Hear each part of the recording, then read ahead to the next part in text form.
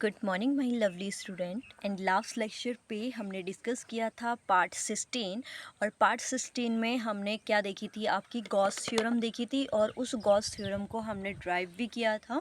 ठीक है, अगर स्टेटमेंट सिर्फ स्टेटमेंट आता है तो आपको ये राइट करके आना है, ये डेफिनेशन भी है। ठीक है, और अगर प्रूफ आता है तो प्रूफ के लिए आपको पर्टिकुलर एक डायग्राम और ये सारा आपने मेंशन करना है। ठीक है, तो लास्ट में हमने इसको ये प्रूफ किया था 1/ε0 इंटू क्यू। ठीक है, अब आज के पार्ट पे हम क्या देखेंगे, जो पार्ट 17 रहेगा वो इसी जो गॉस थ्योरम हमने ड्राइव की थी उसी से रिलेटेड हमारा न्यूमेरिकल रहेगा। क्योंकि देखो करने के लिए हम इसके बाद का टॉपिक भी कर सकते हैं, एप्लीकेशन भी कर सकते हैं, बट क्या है हमारे पास कि जब हम कोई टॉपिक पढ़ते हैं ना, तो पढ़ने का बेस्ट फॉर्मेट यही होता है फिज़िक्स में कि जैसे ही हम टॉपिक को क्लियर कर दें, हमारे माइंड में कोई टॉपिक क्लियर हो गया है तो हम क्या करते हैं, सबसे पहले उससे रिलेटेड न्यूमेरिकल देखते हैं। ठीक है, तो ये सारे के सारे न्यूमेरिकल्स आपके एग्ज़ाम में आए हुए हैं और सभी आपके एग्ज़ाम्स के लिए ये इम्पॉर्टेंट हैं। ठीक है, चाहे वो सीबीएसई हो या यूके हो या आईसीएसई हो। तो यहाँ पर जो न्यूमेरिकल नंबर फर्स्ट है, तो फर्स्ट न्यूमेरिकल के अकॉर्डिंग आपसे क्या कहा गया है, और पॉइंट चार्ज प्लस 10 माइक्रोकुलाम, एक 10 माइक्रोकुलाम का कोई चार्ज है, is at a distance 5 centimetre directly above the centre of a square of side 10 centimetre as so in the figure.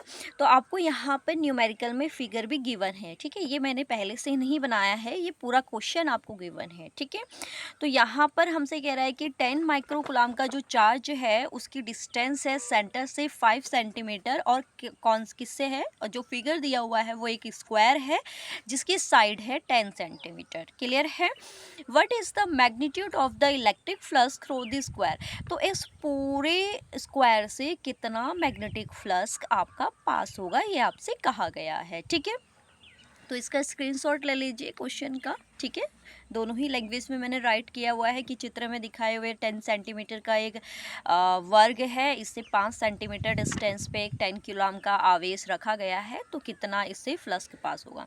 तो देखो इसके फ्लक्स को फाइंड करने के लिए हमें क्या करना पड़ता है, कंसिडर करना पड़ेगा। क्योंकि देखो हमने जो पढ़ रखा है वो अकॉर्डिंग टू स्क्वायर, जो हम स्क्वायर नहीं देखते हैं यहाँ पर फ्लक्स के लिए हम जो फाइंड करते हैं वो ऑलवेज क्यूब के लिए करते हैं कि क्यूब का सेंटर क्या होगा, क्यूब का मतलब क्यूब के सेंटर पे कितना फ्लक्स होगा, क्यूब के फेस पे कितना होगा, एज में यानी किनारे पर कितना होगा। क्योंकि देखो अगर मैं क्यूब को बनाऊं तो क्यूब जो है वो 2 स्क्वायर से मिलकर हम बना सकते हैं। तो अब इसमें आपसे क्या कहेंगे, हम क्या करेंगे, कंसिडर करेंगे कि ये जो स्क्वायर है ये क्यूब का एक फेस है। एक फेस का मतलब क्या है, जैसे ये एक फेस मैंने इसको मान लिया। ठीक है, एक फेस मानकर हम इसको सॉल्व करेंगे। ठीक है, तो यहाँ पर हम इसको राइट भी कर सकते हैं। राइट क्या कर सकते हैं कि हमारे पास क्या है, कंसिडर द गिवन स्क्वायर, ये जो हमारा है इसको ले सकते हैं हम, क्या ले सकते हैं, consider the given square, consider the given square as a one face, as one face of a cube। मतलब हम इसको एक कंसिडर कर सकते हैं कि ये क्यूब का क्या है, एक फेस है। तो इससे जितना इलेक्ट्रिक फ्लक्स जो पास होगा, ठीक है, अब यहाँ पर हमारे पास है, यानी कि आप ये कह सकते हैं, इसको कह सकते हैं कि वर्ग को किसी घन का फलक मानते हुए, ठीक है, यहाँ पर देख सकते हैं वर्ग को किसी घन का फलक मानते हुए इससे गुजरने वाला, आप पूरा लिख लेना, इससे गुजरने वाला फ्लक्स।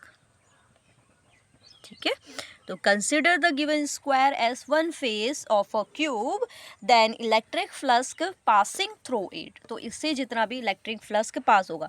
अब देखो हमें पता है, अगर मैं क्यूब की बात करूं तो क्यूब की जो एज होती है, यानी कि किनारे जो होते हैं वो कितने होते हैं, 6 होते हैं। अगर 6 फेसेस से फ्लस्क 5 पास हो रहा है, तो वन फेस से कितना फ्लस्क पास होगा, तो डायरेक्टली हम इसको सॉल्व कर सकते हैं वन फेस के लिए।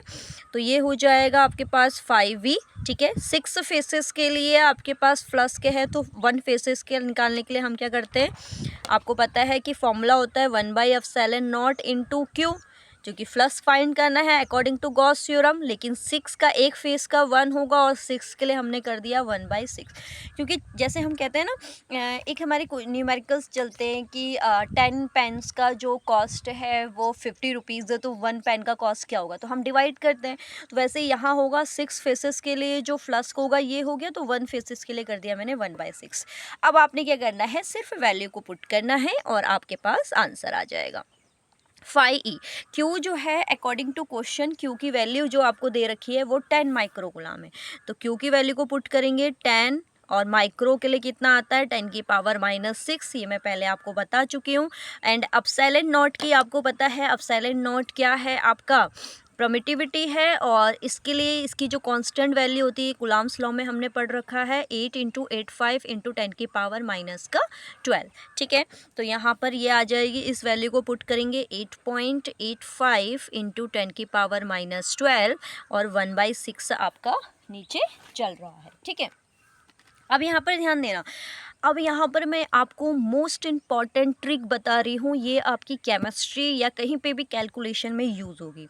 जितने भी पॉइंट्स और बड़े आपके कैलकुलेशन वाले क्वेश्चंस होते हैं उनमें आप सबसे अच्छा क्या करो, इसको अप्रॉक्सली लेके चलो। देखो आंसर सेम आता है, बस आपका क्या है, पॉइंट के बाद की डिजिट थोड़ा सा चेंज होती है।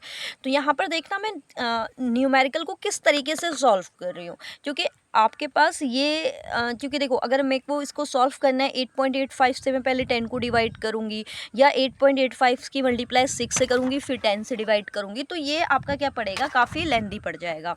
तो इसलिए हम क्या करते हैं, इन क्वेश्चनों को करने के लिए हम क्या करते हैं, इसको अप्रॉक्सली लेट करके चलते हैं। तो यहाँ पर मैं क्या करूँगी, 5e, ध्यान से देखेंगे, 10 × 10 की पावर -6, 8.85, अगर ये डिजिट पॉइंट के बाद के डिजिट 50 से ग्रेटर है तो आप इसको क्या करो, आप यहाँ पर 1 इंक्रीज कर दो। जैसे 8.85 को मैं अप्रॉक्सली कितना ले सकती हूँ, 9, और ये हमारे पास यहाँ पर बचा हुआ है 6, और 10 की पावर -12 नीचे आपकी क्या है, माइनस में है, देन अप में हो जाएगी प्लस में।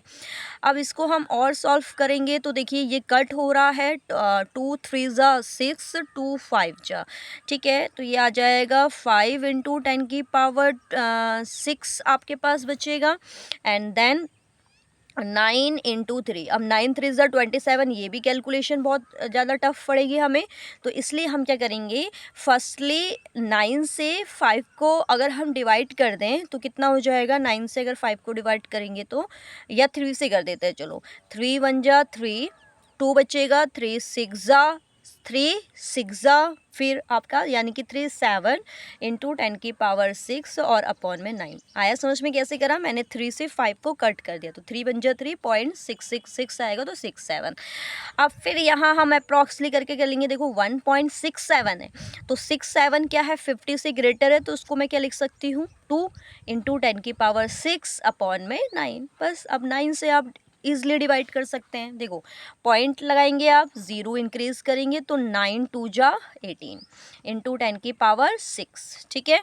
तो फाइनली आपके पास जो फ्लस्क की वैल्यू आ गई, मैं यहीं पे लिख दे रही हूँ, फ्लस्क की पॉइंट आपको पता है राइट साइड में अगर आप करोगे इसे प्रेस, तो ये हो जाएगा हमारे पास माइनस की एक पावर बढ़ेगी, यानी कि 10 की पावर 5।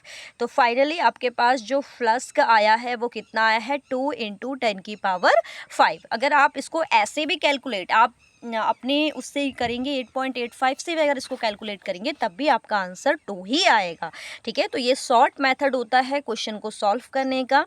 अब लास्ट में देखेंगे हम 5 की जो वैल्यू है, वो 5 की वैल्यू किस में है आपकी, मैंने किस में कर रखी है, ये अभी आपको सिर्फ आंसर निकाल रखा है, लेकिन अगर आपका न्यूमेरिकल आता है एग्ज़ाम में तो आपको क्या करना होता है, इसकी यूनिट भी आप राइट करेंगे, और आपको पता है यूनिट क्या होती है इसकी, न्यूटन मीटर स्क्वायर पर कूलम, ठीक है, ये मैंने निकालना सिखाया था।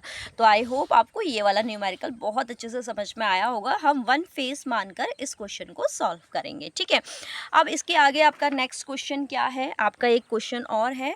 क्या बोला गया है कि a point charge of 2 microcoulomb is at the centre of a cube Gaussian surface. मतलब 2 माइक्रोकूलम का एक आपका क्या है चार्ज है जो सेंटर पे कहाँ पर रखा गया है, 9 सेंटीमीटर वाली भुजा के आपके क्यूब में रखा हुआ है, क्यूबिक में, क्यूबिक और साइड दी है 9 edges with what is the net electric flux through the surface. तो कितना नेट इलेक्ट्रिक फ्लक्स इस सरफेस से पास होगा। तो देखो बहुत इजी है, हमें इसने चार्ज गिवन करा दिया, यानी कि चार्ज की बात करूं तो क्यू की वैल्यू आपके पास है 2 माइक्रोकूलम। तो आपको पता है क्यू की कंप्लीटली वैल्यू क्या हो जाएगी, 2 इंटू 10 की पावर -6 कूलम, क्योंकि उसमें आपके पास क्या होता है 2 होता है। क्लियर है। इसके बाद हम देखेंगे यहाँ पर सॉल्व जब करेंगे हम तो यहाँ पर हमारे पास क्या आ जाएगा, क्यू की वैल्यू है और हमें फाइंड क्या करना है, हमें फाइंड करना है electric flux. Then phi E, we know that phi E Q over epsilon naught, किसके अकॉर्डिंग, लास्ट लेक्चर में हम पढ़ चुके हैं, गॉस थ्योरम के अकॉर्डिंग। तो यहाँ से हम सिर्फ क्या करेंगे, क्यू की वैल्यू को पुट कर देंगे, ठीक है।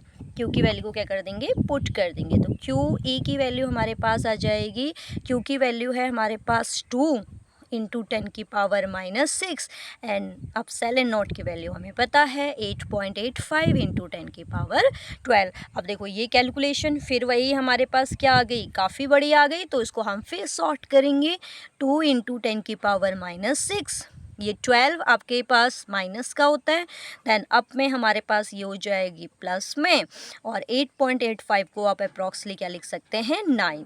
तो देन 5e की वैल्यू कितनी हो जाएगी, 2/9 इंटू 10 की पावर 6। और अभी आपने सॉल्व किया था 2/9, यानी कि पॉइंट लगाएंगे, 0 इंक्रीज करेंगे तो 9 2 जा 18 इंटू 10 की पावर 6, एक डिजिट तक आप निकाल सकते हैं।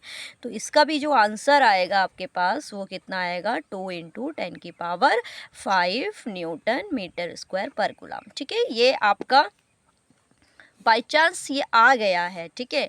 आपका सेम क्वेश्चन नहीं है, क्वेश्चन में चार्ज की वैल्यू अलग है, लेकिन जब हम सॉल्व कर रहे हैं तो हमारे पास आंसर्स सेम आ रहे हैं। तो इस तरीके से आप इस न्यूमेरिकल को भी ईजिली सॉल्व कर सकते हैं। तो आपको क्या करना है, जो भी आप टॉपिक पढ़ते हैं उसका आपने क्या करना है, उससे रिलेटेड जितने पॉसिबल न्यूमेरिकल्स आपके बन सकते हैं उतने सारे न्यूमेरिकल्स आपने उसके सॉल्व करने हैं, ठीक है। आई होप आपको ये दोनों के दो न्यूमेरिकल बहुत अच्छे से समझ में आए होंगे। एंड नेक्स्ट लेक्चर में हम क्या करेंगे, इससे रिलेटेड और न्यूमेरिकल्स करेंगे, उसके बाद हम इसके एप्लीकेशन से स्टार्ट करेंगे। ओके।